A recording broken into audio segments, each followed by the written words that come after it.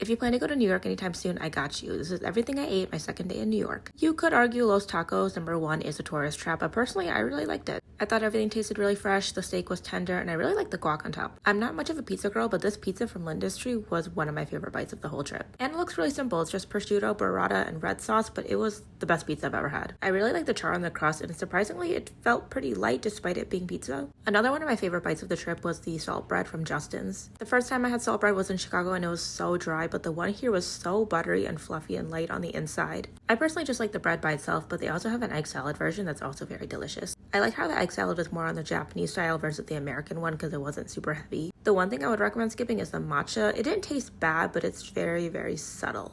And the sea salt cream top thing didn't really add much to it in my opinion. Another drink I wouldn't really recommend is from Buddy Buddy. They're known for nut butter coffee drinks, and as someone who loves peanut butter, I was so excited to try this. But like when I order a latte, I expect coffee, and this was straight up just peanut butter and jelly milk. Every time I spend $10 on essentially flavored milk, I feel like I've committed a crime. You might as well just like lock me up. But that's okay because for dinner we got fish cheeks, and this dinner made up for the bad coffee. At this point, my body was fiending for a vegetable, so we got Morning Glory crab fried rice and their famous fish. The fish was super flaky, and I loved all the aromatics on top. And then we ended our night trying sweets from Little Sweet Treats, and I'm surprised I haven't been to the one in Chicago, but we found the one in New York, and overall I thought the candy was very mediocre. You're definitely paying for the vibes, but you know what? It was a cute vibe.